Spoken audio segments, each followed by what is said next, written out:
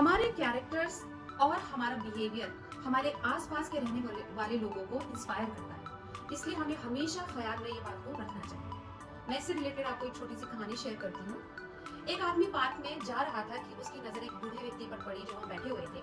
वो उनके पास गया और बोला, हेलो सर, क्या आप मुझे पहचानते हैं? तो वो बूढ़ा व्यक्ति बोला, सॉरी, मैं आपको नहीं पहचानता। तो वो आदमी कहता है कि आप मेरे टीचर थे और आज आप ही की वजह से मैं भी एक टीचर हूँ, आपने मुझे इंस्पायर किया। तो वो कहते हैं, कैसे?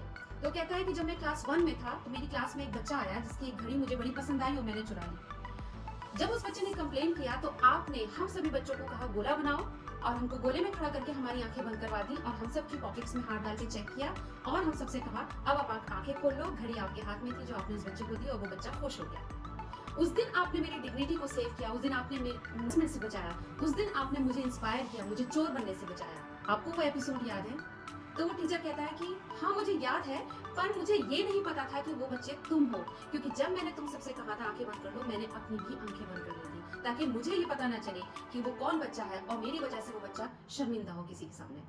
तो हमारे एक्शंस, हमारे कैरेक्टर्स, हमारा बिहेवियर किसी को बहुत ज्यादा इंस्पायर कर सकता है। तो इस कहानी से हमें दो इंपॉर्टेंट शिक्षाएं मिलती हैं। पहली चीज तो ये कि हमें कोशिश करते रहना चाहिए कि हम आसपास के लोगों को इंस्पायर करें, और being an educator it's important. और दूसरी चीज कि अगर आप किसी को सुधारना चाहते हो तो उसके लिए उसको ह्यूमिलिएट करना, उसे जलील करना बिल्कुल जरूरी नहीं है। आप किसी के कैरेक्टर को खामोशी से और बहुत अच्छे पॉजिटिवली ढंग से भी संभाल सकते हो। तो अगर आपको मेरी कहानी पसंद आए तो अपने दोस्तों के साथ शेयर कीजिए और हाँ, लोगों को इंस्पायर करते रहिए। Thank you.